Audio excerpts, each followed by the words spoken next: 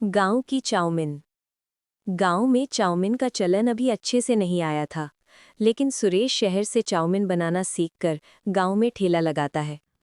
अरे ये केचुआ है क्या भैया? कैसे खाया जाता है? अरे नहीं नहीं, ये चाउमीन है। चाउमीन शहर में खाया जाता है। कितने की दे रहे हो सुरेश? 10 रुपए की प्लेट भरकर। तभी वहां शहर से पढ़ा एक लड़का आता है। जरा एक प्लेट चाउमीन तो देना। सुरेश उसे चाउमीन देता है। उसे चाउमीन खाता देखकर गांव वाला भी उससे चाउमीन ले लेता है और खाने लगता है। अरे वाह सुरेश भैया, कमाल की बनाए हो। 2 प्लेट मेरे बच्चों के लिए भी पैक कर दो। बस फिर क्या था, सुरेश की ठेला लगता है और चाउमीन खरीदने वालों की लाइन लग जाता है। तभी वहां से गांव का साहूकार होकर गुजरता है। और ये क्या भीड़ लगी है? लगता है झगड़ा हो गया है गांव में। चलूं मैं भी तो मजे ले लूं। अरे कहाँ है, इतनी भीड़ लगी है यहाँ?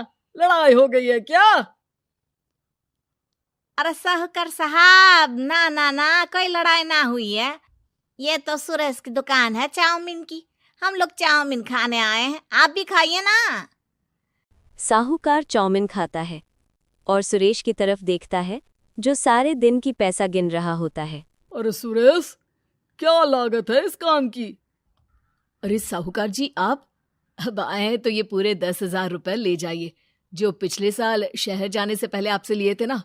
लागत तो क्या कहे, जो आपने दिया था उसी में सीखा भी है और दुकान भी खोल ली। अरे पैसे इतने जल्दी क्या जरूरत थी? कैसे जरूरत नहीं थी साहूकार जी? इतना मोटा ब्याज कहाँ से भरते? साहूकार को अब सुरेश की दुकान को हड़पने की लालच आ जाता है। नाना करते ये सारे दिन में 500 रुपए कमा ही लेता है। अरे गांव में ये ऐसे ही कमाता रहा तो कहीं ब्याज का काम ना शुरू कर दे। अरे भैया, कोई ना कोई जुगाड़ तो करना पड़ेगा। अब साहूकार घर आ जाता है और अपनी बीवी को सारे बात बताता है। हाँ जी, ये तो मैंने भी सुना है कि सुरेश के हाथ की चाउमीन नहीं खाई तो कुछ नहीं खाया। अरे हाँ हाँ, सही ही कहते हैं। मैं अभी खा कर ही आ रहा हूँ। अरे भाग्यवान है, कितना अच्छा हो ना अगर वो पैसा हम लोगों को मिल जाए। क्यों? हैं? हाँ, वो तो है, लेकिन कैसे? हम लोगों को तो चाउमीन बनाना आता ही नहीं है। साहूकार और उसकी बीवी अब रोज चुपके से सुरेश के घर जाते थे और खिड़की से उसे चाउमीन बनाते देखते। अब क्या था, दोनों को चाउमीन बनाना आ जाता है। फिर एक दिन और सुरेंद्र, तुझे साहूकारनी ने बुलाया था। बोल रही थी कि बेटे के जन्मदिन में 10 किलो चाउमीन का ऑर्डर देना है। बना दोगे ना? अरे हाँ हाँ साहूकार जी, मैं जरूर बना दूंगा। कब देना है घर में 10 किलो चाउमीन? अरे वो तो तू घर आकर बता कर लेना, मैं नहीं बता पाऊंगा। ठीक है, शाम को काम निपटा कर आ जाता हूँ। सुरेश साहूकार के घर जाता है, लेकिन वहां मियाँ बीवी मिलकर उसे बंधक बना लेते हैं। अरे मुझे क्यों बांध रखा है? मुझे छोड़ दो। आज से तेरा ठेला मैं लगाऊंगा और बहुत सारे पैसे कमाऊंगा। साहूकार एक आदमी को निगरानी के लिए रखता है और वहां से चला जाता है। अगले दिन अरे साहूकार जी, आप कब से चाउमीन बेचने लगे? और अपना ये सुरेश कहाँ गया?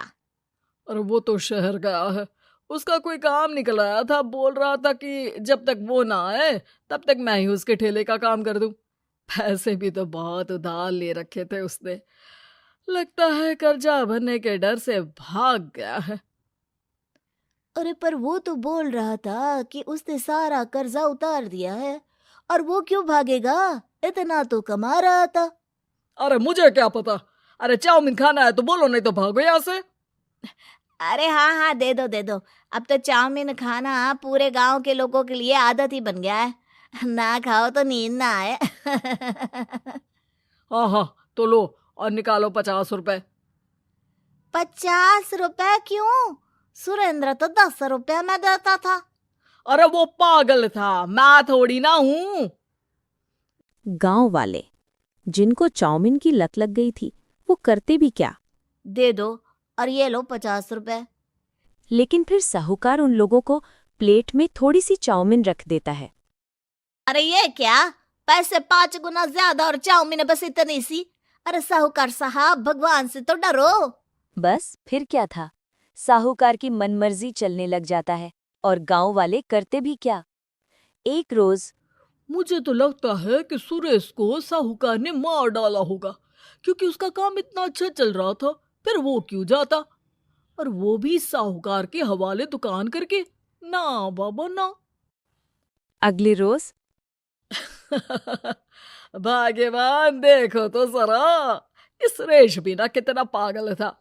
जिस काम से वो ज्यादा पैसे बना सकता था, उससे इतने कम पैसे छाप रहा था। 50 रुपए प्लेट में भी गांव वाले खूब खा रहे हैं चाउमीन। हाँ जी, और जितने में वो लोगों को 10 प्लेट खिलाता था। भर भर कर हम लोग उतने में 20 प्लेट बना रहे हैं, क्यों जी? वहीं सुरेश रोज भगवान से मांगता कि बस एक बार किसी तरह वहां से निकलने में कामयाब हो जाए, लेकिन उसका हर कोशिश नाकाम होती। फिर एक दिन अरे भाग्यवान, ऐसा कुछ करो कि चाउमीन बनाने का खर्चा आधा हो जाए, जिससे हम लोगों को और मुनाफा हो। ना जी, मुझे तो कोई तरकीब ना सूझ रही। अरे सुनो, एक काम करते हैं। चाउमीन बनाने में जो सब्जी लगती है वो मंडी में लेने तुम देर रात चली जाना। तब तक वो सारी सड़ी गली सब्जी जो दुकानदार वहीं फेंक जाते हैं, वो उठा कर ले आना फ्री में। अरे वाह जी वाह, आप तो बहुत समझदार हैं जी। बीवी वैसा ही करते, लेकिन सब लोग चाउमीन खाते, लेकिन मुंह बनाकर। फिर एक दिन अरे राम राम राम, ये पेट में दर्द काहे हो रहा है? आई, आई, आई, आई, आई। हाय रे हाय, मेरा भी पेट दर्द के मारे फटा जा रहा है। सभी लोगों को शक हो जाता है कि उन लोगों को चाउमीन खाने से ही ये बीमारी हो गई है। वहीं दूसरी तरफ जो आदमी सुरेश की निगरानी कर रहा था, वो सो रहा होता है और मौका देखकर सुरेश वहां से भाग जाता है। सुरेश गांव वालों को पास जाकर उन्हें सब कुछ बता देता है। बस अब क्या था, साहूकार की घर पुलिस पहुंच जाता है। चलो, तुमने गांव के लोगों को खराब सब्जी वाली चाउमीन खिलाकर बीमार किया और सुरेश को बंधक बनाया। तुम्हें इसीलिए हम गिरफ्तार कर रहे हैं। साहूकार को पुलिस ले जाता है और अगले दिन से सुरेश की ठेला गांव की बाजार में लग जाती है, जहां अब पहले से ज्यादा भीड़ होती है।